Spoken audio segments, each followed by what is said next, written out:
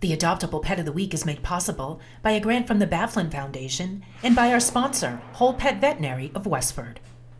Hi, I'm Dr. Corin Vickery with Whole Pet Veterinary Center. Stay tuned for my pet tip following the Adoptable Pet of the Week.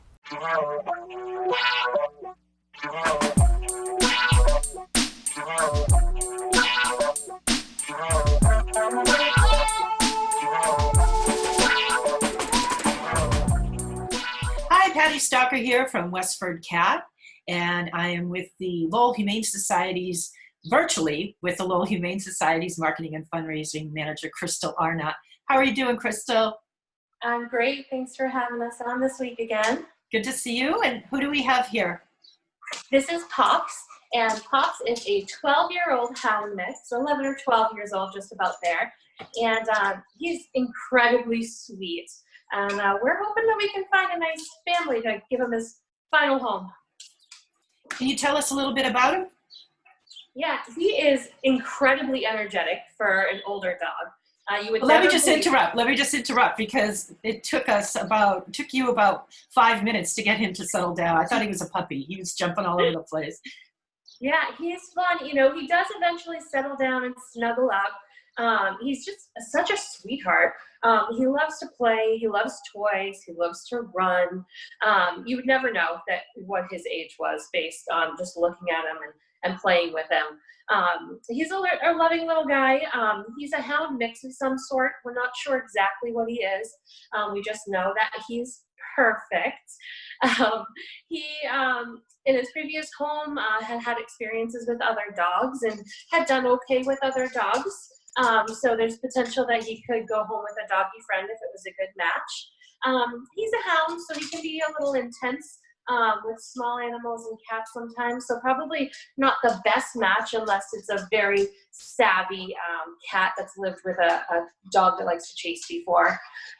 We also think he would do well going home with kids. He's very sweet, very affectionate and loving.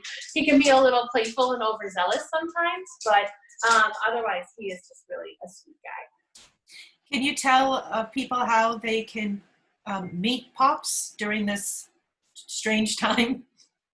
Absolutely. So we are operating on appointment only still, just to keep everyone safe. But he is living here at the shelter. He's not at a foster home like many of our other pets because we think he's going to find a home pretty quickly. And we were doing some medical tests since he's 12. We always like to, run some blood work and make sure that for a senior pet that there's nothing going on that we don't know about. So he did get that blood work back. Everything looks great. He had a little cyst checked out. That looks okay too. So if you're interested in meeting him, you can visit us at lowellhumanesociety.org, see some more pictures and find out some more details about him. And then you can give us a call to make an appointment to come down and meet him. And once you meet him, if you think he's a great match, then we can go ahead and send him right home with you. Can I ask you a general question? With many people out of work because of the COVID-19 shutdown, oftentimes during recessions and bad times, people have to give up their pet. And I was just wondering, have you seen an increase, or are you guys pretty much at the same place as you were before the shutdown? We're actually seeing a little bit of a decrease right now. I'm not sure if it's because of the services being offered in the area. We're offering free pet food for families that may be struggling. And I know our friends at the MSPCA are also offering services.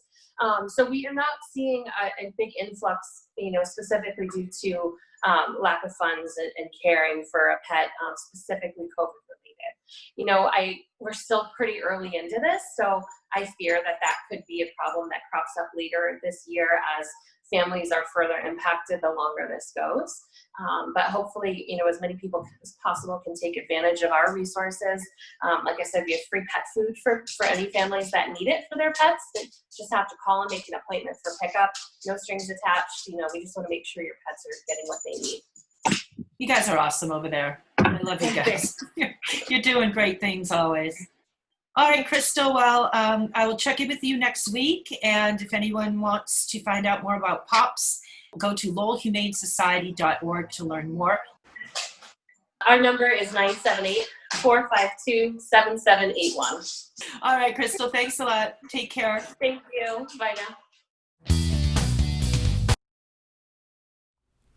Hi, I'm Dr. Corin Vickery with Whole Pet Veterinary Center.